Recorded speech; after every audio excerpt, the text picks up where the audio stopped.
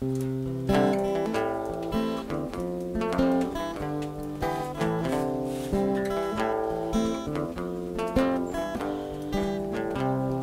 and Mick Podcast.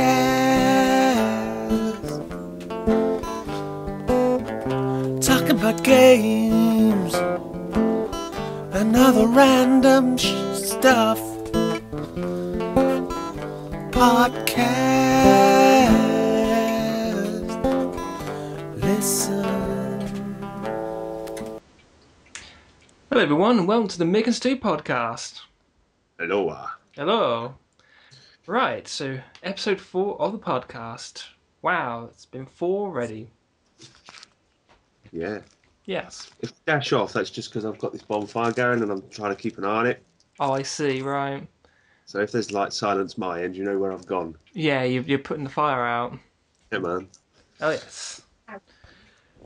Right, so reflections on the previous episode. I think it went pretty well, actually. I mean, we were supposed to plan it, do a test, and we just went kind of straight into it. But I think it went pretty well. Well, it was handy us both being in the same place. Yeah. So that kind of helped. Also, I've been doing research. You can do a three-way Skype chat. You create a call group, and then you call them all at the same time. It's like a conference call. All right. Yep, so in future, we could basically do this from your end, my end, and then from someone else's end as well. All right. Oh, yes, that'd be cool. No, I did a bit of research into conference calling on Skype as well. It's definitely possible. Yeah. But I don't think there's ever going to be any more than 3 of us, so... No, I think any more than 3, and you just get lost. So kind of saps the internet as well. I think as long as you're doing audio, it shouldn't be a problem, because from your end, you're going to be sending audio, well, digitised, and then from the other end, it'll be sent from Skype. So in theory, you're only literally sending and receiving the same amount of data. It's down to Skype to manage it. As long as you're just doing an audio phone call, it shouldn't be a problem. Right. Well, you've gone to, what, was it 412 subscribers now? Yeah, 414, thank you. 414, it's grown. And I'm up to, what was it, 602? Yeah. That's pretty cool. It's not bad, is it? Yeah. I always seem to be consistently 200 or so behind you, though. Oh, yes, see. One day I'll be up to 2,000, you'll be up to 1,800, and I'll be laughing at you. Nah, I'm kidding. I'm not that cruel. Honestly. I actually told somebody on YouTube that we thrive on the attention that we're getting. Really? Nah. Yeah, I think the more subscribers we get, the worse we are. In a good way. I think we kind of push each other. I mean, I'll do something and then you'll try to top it and so and so. So yeah, I suppose we probably encourage each other a little bit. I was gonna do an arcade talkie-walkie thing, but I decided I don't like Lowestoft anymore. Fair enough. Yeah. But then again, in your end, where would you go though? There is an arcade, but I kind of think it's full of what would you call them? Bandits. Yes. Cheats. Colourful people. Got a quid, mate. Yeah. Do you remember back in the day, though, you go into an arcade and suddenly you get a bunch of kids around you and it's like, you know, if you like, we'll help you out, you know, we'll take over your game for it. I'm like, no, I'll be okay, thank you. Or you always get that one chap, he's back on the last boss on Mortal Kombat and he comes up to you and he says, mate, I'm on the last boss. Can I have another 25, can I have another 20 pence, please? And I'm like, no. But the good thing about arcades now is it isn't so bad, I think. I bet when I went... They're with the kids, are they? That's the thing. With home consoles being so good, the kids say, well, why would I go and spend money in an arcade when I can do better at home? Exactly, yeah. They're impressed by things like Afterburner and Outrun and stuff, are they? I think there's 2 reasons why. One, like you said, is cost. I mean, in the day, if you play on a game, let's say 10 times, you put in 50 pence to a quid, that's half a game. It's cheaper to buy the game.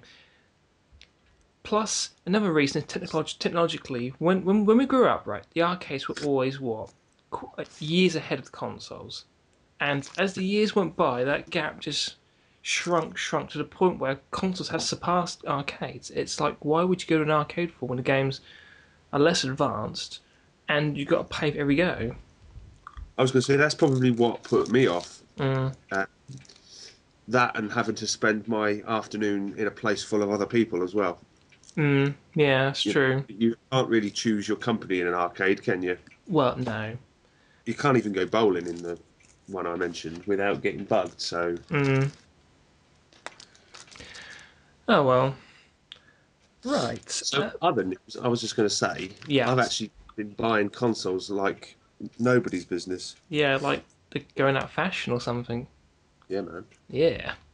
Well, basically, what it was, my first acquisition that kind of got me into the retro gaming was the Mega Drive, Mm. and I've not really. Well, I have played on it, but as you know, our house has been a bit up in the air lately, Well, yeah. so I haven't really been playing on that. But then I got the ordered the Xbox original. That was cool. I've got so many games you wouldn't believe. Yeah. The original Xbox games are so cheap now. They were ridiculously cheap. I was Yeah. getting them for £1 each. Mm. Then I've got a Dreamcast that don't work. That's probably just needs laser reconfigured. Provided it's not broken, it just needs reconfiguring. Yeah. Which I think I can do. It's not a problem. Then Then. got the GameCube, which is an awesome little system, really. That is cool. The controller I got is seriously loose, though. Unless that's what they're actually like. I don't really like the GameCube controllers. It just feels you can't get comfortable. No. And then my most recent thing I got was the Nintendo 64, and I was playing GoldenEye earlier. I know, GoldenEye rocks. Isn't that just like a bad habit you can slip back into, or what? Yeah, but the only bad thing about the N64 is the control of the analog stick, and you end up with a little white powder, and then after serious play, it just doesn't work. Yeah. Honestly, I've ruined so many controllers as a kid. I probably ruined about 3 of them. Didn't we used to do Perfect Dark, the brothers? All We did. 4 of us? Yeah. Yeah. I thought we did. And Mario Kart, of course. What was funny is, right, Andy never used to play GoldenEye because he used to get motion sickness. Honestly, yeah. Any first-person shooters, it'd make him feel sick. Perhaps we should cut that bit out. Yeah, maybe. Of course, if it stays in here. Hope you're not listening. Now, the only console I bought was my modded PS1 because I wanted to play imports because there's some really good games that never came out over here. And when it came, to be honest with you, the laser unit was completely buggered. You could hear it. You turn it on, and it's like it barely worked, and the laser unit was just shot to hell. But I was able to use parts from another PlayStation. I think what I did was I took the actual CD tray, slider mechanism, the whole thing, and I took out the laser eye from the broken one, and I had to do a few little calibration and laser, but it actually works surprisingly. It works really well. All right. Right, so first part, what games are you playing? Right. Oh god. I've been playing a few FIFA games on the GameCube. That took a little while to get into because the controls are obviously totally different from the PlayStation 2. Yeah. I've been playing Star Wars Episode 3 on the Xbox still. The trouble is I've got so many games I'm sort of chopping from one to the other. Yeah. I had a go on International Superstar Soccer on the Nintendo 64 the other day. That's a brilliant game. You think? Right. I set it all up and I was all set to review it, and I thought I just have nothing good to say about this game. Really? It was just horrendous. It wasn't the original, it was the second one, ISS 98, I think 98. it was. I found 98 to be exactly the same as IS, just updated. I just could not get the gist of the buttons, but to be honest, I'd had a drink while I was playing it. Yeah. And by the end of it, I was talking rubbish. And even though I'd scored 2 goals, I was going, oh, this game is absolutely horrendous. But perhaps I should try it again. Well, yes. When I'm clearer minded, you know. Well, yes. Because I've done the Mario Kart review, and I tend to try and do them 2 on the bounce. Yeah. What else have I been playing anyway? Carry on. I've also been playing Tiger Woods 2003 on the Xbox because I do play games because I enjoy them. I have been playing a lot of games to do reviews, but I do, and I also get a fix of GTA San Andreas on the PS2 as well, just for doing it. Yeah. I like to see how long I can go with a 6-star wanted level. Nice. Too far. Oh yes.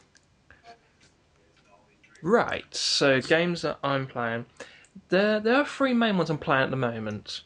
Right. Today I actually got this through the post. Got this for practically nothing. Kirby's Dream Land. Oh my god! I've never played Kirby games at all, but I tell you what, it is an awesome game. It's this little. Yeah, Kirby. Have you ever heard of Kirby? Yeah, the egg thing. No, he's not an egg. He's like a pink ball, and he sucks. He blows. Yes, he sucks. Sounds like someone I used to go out with. No, carry on. Yes. Feel free to leave that. It's interesting because the idea is it's the magical land, and someone's stolen all these blobs' food, I think, and he's on the quest to retrieve the food. And true story, is it? Maybe, yeah. And how he goes through the levels is he sucks his enemies up and then he blows them up and that kills them. Right, that came out kind of wrong. Yeah, but man. It's a classic though. It's a really good little game. It's very simple. I mean, it's only about I think 6 levels, and it's great because it's not in depth. It's just simple pick up and play goodness. Yes. Right. On a more serious note, the second game, I had this game last year, but I've never had the time to play it. Panzer Dragoon Saga. I'm already halfway through the game, and it's not a big game. From what I've read, you can do it in about 16 hours, and I am planning on doing a review on that. I'm going to do a bit of research, capture some footage, and, hopefully do a good job of it. But what surprised me most is there's only actually 3 reviews for it, and only one of them I would say is semi-serious professional. So I'm looking forward to doing it actually because there definitely needs to be another review for that game on the internet at least. There might be a big fan of the game, there might not be enough information about the game, so you could be doing a service. Actually, it's a very rare game. I mean, the more research I do on it, the more I realise how few copies there are. I mean, there's probably less than about 50,000 copies in the world. It's rare. I mean, it is seriously rare. And the final game is Halo Reach. I tell you what, I'm surprised. I mean, I felt let down by ODST. I really did. But this one is brilliant. The story... I mean, I'll be honest with you, I've been playing the multiplayer because that is just awesome. I mean, it takes everything good about 3, but adds a few little features. I mean, now got rocket packs, shields, and you can even do that thing from Total Recall where you have like a double... And and you see people start shooting at them, and you can just like throw a grenade at them, and it's fun. Yeah. And I also finished Final Fantasy 13. Yeah. Wow. Took me over 50 hours, and oh my god, what a relief that was. See, I just talk Final Fantasy. That just makes me go to sleep. Yes. Right. Something else I want to talk about, right?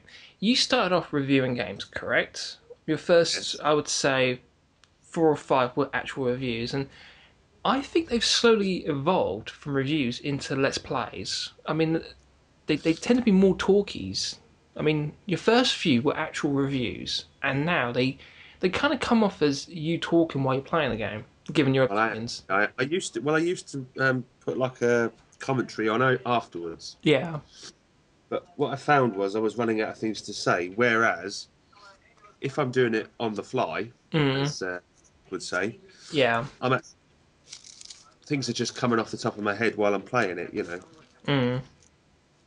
So there is a little bit of details about the game, etc., but it's more like what's going through my mind when I'm playing this game.